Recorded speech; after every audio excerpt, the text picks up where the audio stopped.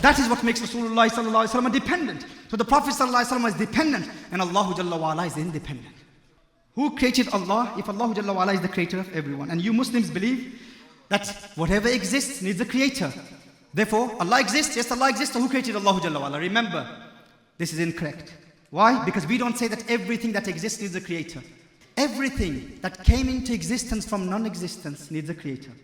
Remember this. If you understand this, try memorizing this deductive argument. A very simple syllogism. كُلُّ مَا لَهُ بِدَايَةٌ فِي الْوُجُودِ لَهُ السَّبَبُ. Everything that has beginning in its existence needs a cause. That's the major premise. The minor premise is وَالْكَوْنُ لَهُ بِدَايَةٌ فِي الْوُجُودِ, that the universe has a beginning in its existence. Therefore, the result of that is that the universe has a cause. I don't have the time to go through the details of this. In light of the second law of thermodynamics and expansion of the universe and the Big Bang cosmology, today most of the atheists believe that the universe has a beginning. And if they believe that it doesn't have a beginning, then we will ask them to prove it. And they can't prove that. So the majority of the modern day or the new atheism movement, they believe that the universe has a beginning. It came into existence from non-existence. We as Muslims, we believe that whatever came into existence needs a creator. But Allah did not come into existence from non-existence. Allah has always existed. Therefore, Allah Jalla wa Ala does not need a creator. Allah doesn't have a creator. So we do not say لِكُلِّ مَوْجُودٍ خَالِقٍ. We say لِكُلِّ مَخْلُوقٍ خَالِقٍ. Everything that came into existence needs a creator. Allah Jalla wa Ala did not come into existence. Allah is uncreated. So if someone says, if everything needs a creator, then who created God? We say God is uncreated. If God is uncreated, then you're saying, who created the uncreated? Who designed the undesigned? Who initiated the one who was never initiated? That question doesn't make sense. Does that make sense to anyone? So if anyone tries confusing you in the future by saying if everything that exists needs a creator, then who created God? We say no, everything that came into existence from non-existence needs a creator. Allah Jalla wa Ala has always existed. Allah's existence is eternal. وَيَجِبُ فِي حَقِّهِ تَعَالَى الْقِدَمُ. Allah is Qadeem, He's pre-eternal. Now if someone asks this question, who created Allah Jalla wa Ala? This question, that who created God, this will lead to infinite regress. What does this mean? It's called tasalsul in Arabic. If a person says, Allah was created, and everything that exists needs a creator, then that creator, who created Allah, who created that God? Then whoever created that God, who created that God? The result of that would be that this universe would never exist. The fact that the universe exists itself is a proof that there has to be someone who is independent. Otherwise, it would lead to infinite regress. For instance, a simple example that even children will be able to memorize. If you see a beautiful island, some beautiful scenic, picturesque island, on that island you see a beautiful mansion. A man called Zayd, he says, I constructed this mansion. Now you have witnessed that mansion. You have seen that building. And your belief in that building is based on your empirical judgment. You've seen it, witnessed it with your own eyes. You believe in the existence of that mansion. Now some man called Zayd, he said, I constructed it. But in order for him to build that building, he needs the permission of some man called Bakr. And in order for Bakr to give permission to Zayd, he is dependent upon the permission of Umar. Umar is dependent upon the permission of Khalid. Khalid is dependent upon the permission of Abdullah. Abdullah is dependent upon the permission of Abdur Rahman. And this continues infinitely. Forever. It doesn't have an end point. Would that mansion exist? If the chain continues, if it does not have an end point with someone who is independent, would that mansion ever come into existence?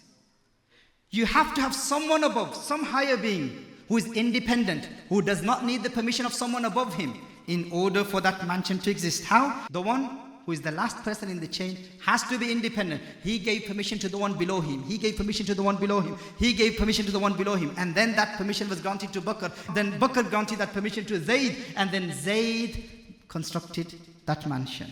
Does that make sense? If this chain continues infinitely, then the mansion wouldn't have existed. The fact that the mansion exists itself is a proof that the chain has to end somewhere. Do you believe in the existence of the mansion? Yes, I saw it with my own eyes. So now you have to believe that there has to be someone who is independent, does not need the permission of someone above him. Does that make sense to you? All of you, do you understand this? In the same way, does this universe exist? The fact that the universe exists itself is a proof that there is someone there who is independent. Someone there who doesn't need the permission of anyone above him. Someone who is independent, all-knowing, all-powerful, extremely intelligent. Otherwise, the universe wouldn't have existed.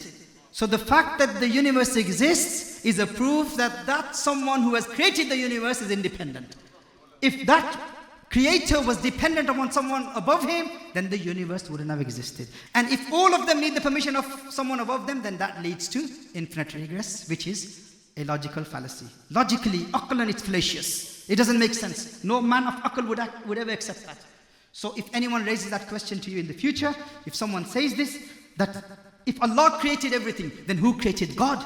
Who created Allah Jalla wa'ala? Remember, Allah is not someone that we can comprehend. Allah is beyond our comprehension. We cannot understand the reality of Allah Jalla wa'ala. But as far as these arguments are concerned, we can refute any atheist. If they try confusing you, you say to them, who converted Richard Dawkins to theism? Say that to the atheist.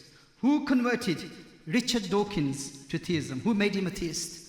Or who converted Sam Harris to theism? Or who converted Christopher Hitchens to theism? If he says, oh, let me think about it. I don't know. Let me find out. Is that really true? Is that true? So you will confuse him, won't you? He will go back to his people and he will ask them. They will say, oh, Richard Dawkins, he hasn't converted. He believes that Allah doesn't exist. He hasn't embraced Islam. He hasn't embraced Christianity or Judaism. He doesn't believe in the existence of a creator. You are a liar or Muslim who's saying that who converted Richard Dawkins. You're probably talking about some other Richard guy. But my Richard Dawkins, my master, he cannot accept Islam. He doesn't believe in the existence of Allah. So we will say, the way my question is wrong to the atheist, yes? Who converted Richard Dawkins? In the same way, for you to ask me the question, who created Allah? The way you say Richard Dawkins, my master Richard Dawkins is unconverted. Our answer to that atheist will be, my Allah is uncreated. The way you say that I'm probably talking about some other Richard guy, in the same way, I will say to him, you are probably talking about some other God that they believe that God can come into existence from non-existence. My God, the Allah that I believe in, is eternal, is uncreated. The question itself is logically fallacious. It does not make sense for people to say that who created God. Anytime people ask you this question, you'll say that leads to infinite regress. Allah Jalla wa'ala is independent. Allah Jalla wa'ala is not contingent. Allah Jalla wa'ala has always existed. And our aql, our intellect cannot comprehend the reality of Allah Jalla wa'ala. Human mind, we have to accept our limitations.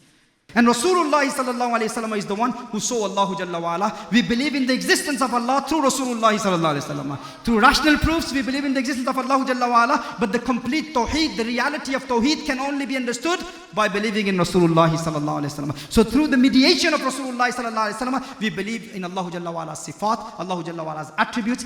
A true Sufi will never become murtad. Why? Because he has that experiential knowledge of Allah Jalla wa'ala in dunya.